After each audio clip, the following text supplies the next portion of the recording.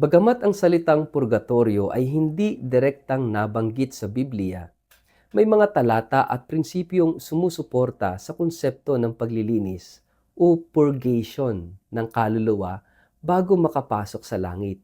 At narito ang ilang mga talata sa Biblia na madalas gamitin ng simbahang Katoliko bilang batayan ng aral tungkol sa purgatorio. Una, ang unang sulat ni San Pablo sa mga taga-Korinto, Kabanata 3, talata 11 hanggang 15. Si San Pablo ay nagsasalita tungkol sa mga gawa ng tao na susubukin sa pamamagitan ng apoy upang malaman kung may tatagal o masusunog. Sabi niya, ang gawain ng bawat isa ay mahahayag sapagkat ang araw ang magsasabi nito. Sapagkat sa pamamagitan ng apoy, mahahayag ang apoy at ang apoy ang susubok sa uri ng gawain ng bawat isa. Kung ang gawa ng isang tao'y manatili, siya'y tatanggap ng gantimpala. Ngunit kung ang gawa ng isang tao ay masunog, siya ay magkakaroon ng kawalan. Ngunit maliligtas, gayon may tulad sa pamamagitan ng apoy. Ipinapakita nito na may paglilinis na nagaganap sa pamamagitan ng apoy, kahit na ang tao ay iniligtas na.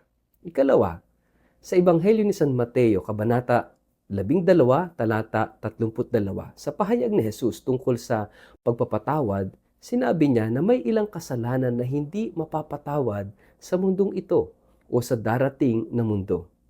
Sabi niya, at sino mang magsalita ng laban sa anak ng tao, siya'y patatawarin. Ngunit ang sino mang magsalita laban sa Espiritu Santo, hindi siya patatawarin kahit sa mundong ito o sa darating. Ipinahihiwatig nito na maaaring magkaroon ng pagpapatawad o paglilinis ng kasalanan pagkatapos ng kamatayan. Kaya't lumalabas na posible ang proseso ng paglilinis o paghahanda ng kaluluwa. Ikatlo, sa ikalawang aklat ng Makabeyo, Kabanata 12, talata 44 hanggang 46. Bagamat hindi kasama ang mga aklat ng Makabeyo sa Biblia ng mga protestanteng sekta tulad ng Born Again, tinatanggap ito ng simbahang Katoliko bilang bahagi ng kanon ng kasulatan. Dito ay ipinakita ang pag-aalay ng mga panalangin para sa mga patay. Sabi doon, sapagkat kung hindi siya naniniwala na ang mga napatay ay muling babangon, magiging walang kabuluhan at kahangalan ang panalangin para sa mga patay. Ngunit kung isinasaalang-alang niya ang kamanghamanghang gantimpala na nakalaan para sa mga nananahiling tapat, ang kanyang pag-iisip ay banal at makadiyos. Kaya't ipinagdadasal niya ang mga patay upang mapatawad ang kanilang mga kasalanan. Itinuturo ng talatang ito na may halaga ang mga panalangin para sa mga yumao at makatutulong sa kanilang kalagayan. Ikaapat, ang unang sulat ni San Pedro, Kabanata 1, versikulo 7. Ipinahayag ni San Pedro na ang ating pananampalataya ay susubukin ng apoy upang ito ay maging dalisay. Upang ang inyong pananampalataya, sabi niya, na higit na mahalaga kaysa ginto na nasisira bagamat sinusubok sa pamamagitan ng apoy, ay masumpungan sa kapurihan at kaluwalhatian at karangalan sa pagpapahayag ni Hesukristo.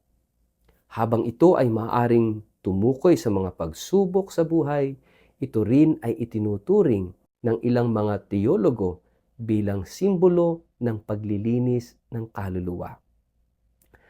Ang mga talatang ito at ang tradisyon ng simbahang Katoliko ang nagpapakita ng paniniwala na mayroong proseso ng paglilinis o paghahanda para sa mga kaluluwang patungo sa langit.